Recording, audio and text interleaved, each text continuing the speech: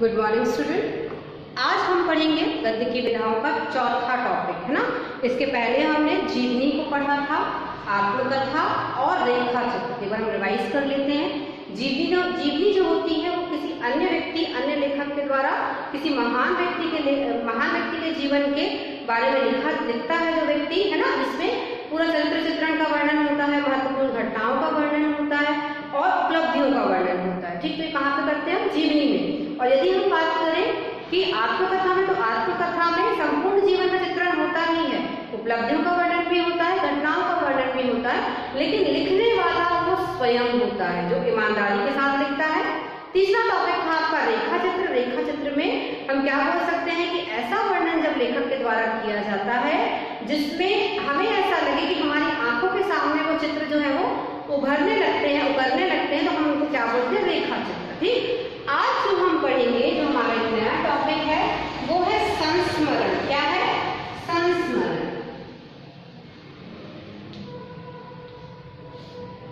ठीक है, ये 4 पढ़ रहे हैं आप। इसके पहले आप 1 2 3, पहला आपने पढ़ा जीवनी, दूसरा आत्मकथा और तीसरा पढ़ा था आपने रेखा चित्र। आज हम जो पढ़ रहे हैं वो है संस्मरण। क्लियर है?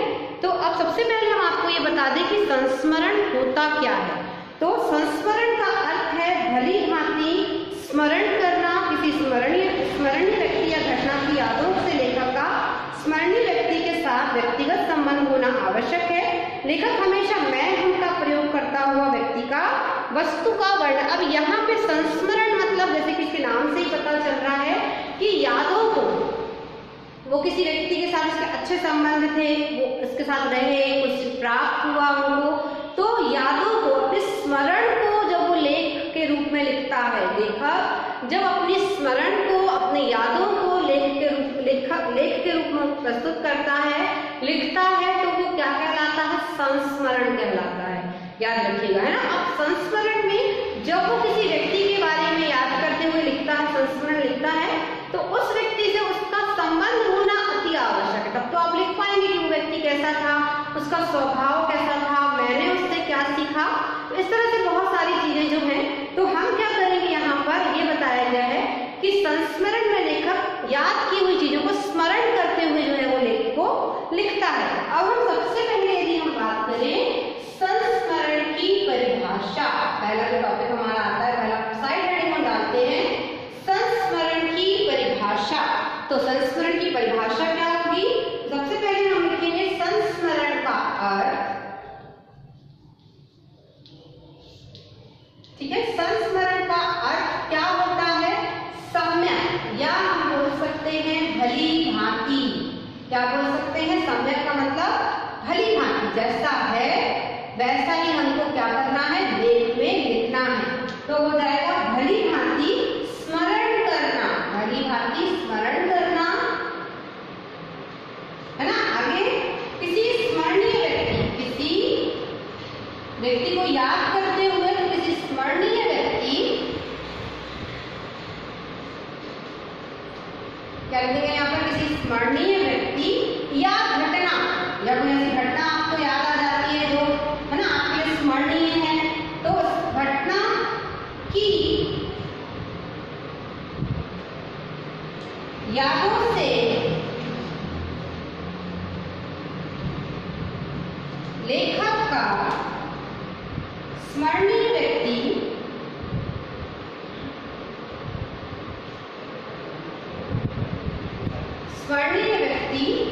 के साथ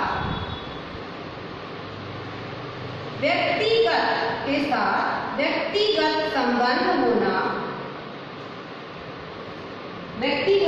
संबंध होना, आवश्यक है।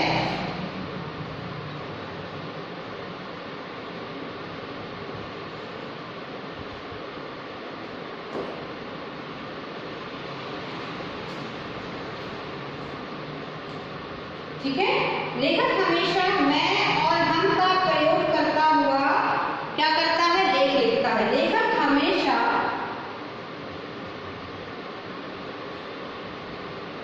हमेशा मैं और तुम, मैं और हम, तुम नहीं, मैं और हम का प्रयोग करता हुआ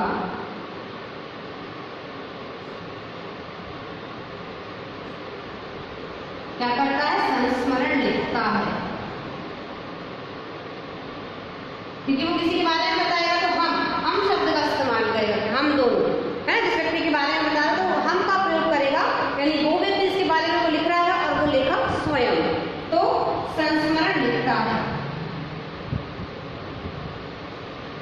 क्लियर है? तो ये आप संस्मरण के बारे में जान गए। संस्मरण की परिभाषा एक बार आप रिवाइज कीजिए कि क्या है संस्मरण की परिभाषा। तो संस्मरण का अर्थ है सम्यक या भली भांति स्मरण करना।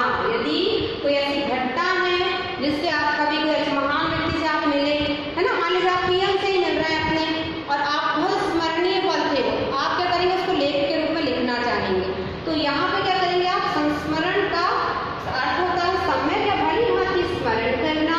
किसी स्मरणीय व्यक्ति या घटना की यादों से लेखक का स्मरणीय व्यक्ति के साथ व्यक्तिगत संबंध होना आवश्यक है। लेखक हमेशा मैं और हम का प्रयोग करता है अपने लेख में। जब भी वो क्या करेगा, संस्मरण लिखेगा, तो उस संस्मरण में जो प्रयोग करेगा किसका, मैं और हम का प्रयोग कौन करेगा, लेखक अपने लेख में करेगा। अब हम आते हैं संस्मरण की विशेषताओं पर, जो हमारा दूसरा पॉइंट होता है कि संस्मरण की विशेषताएं।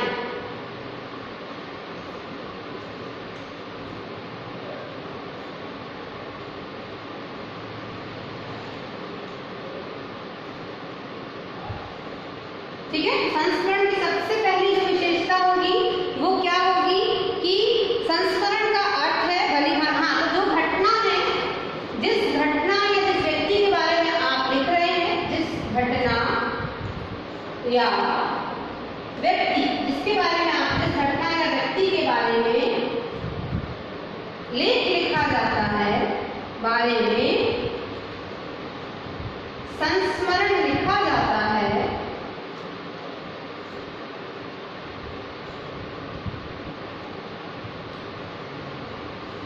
वह लेखक को पूर्ण स्मरण होनी चाहिए। वह लेखक को पूर्ण स्मरण होनी चाहिए।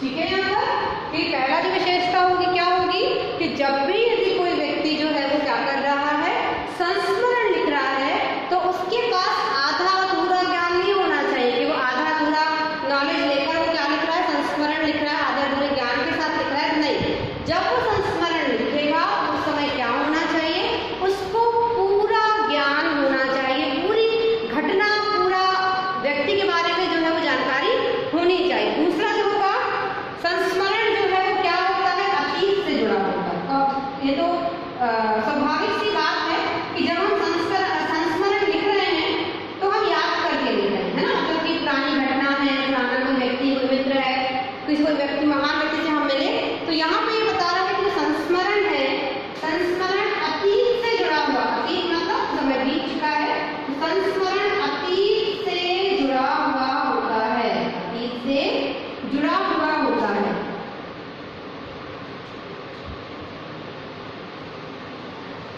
ठीक है, अब आ जाते हैं हम रचना, रचना और क्या लिखना है हमको, को प्रसिद्ध संस्मरण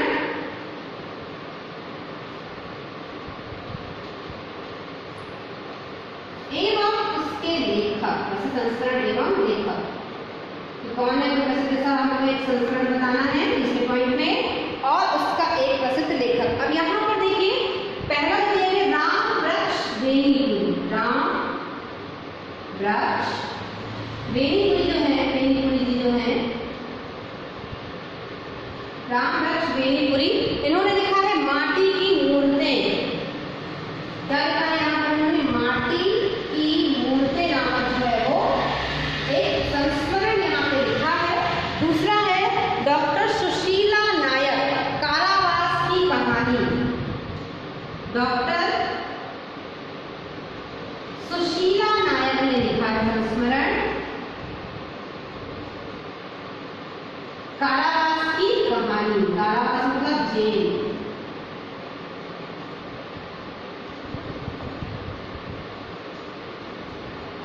क्लियर? तो यहाँ पे हमने क्या किया, दो प्रसिद्ध जो रचनाएं थी और प्रसिद्ध जो लेखक थे उनके नाम लिख दिए। क्लियर हो गया? फिर से एक बार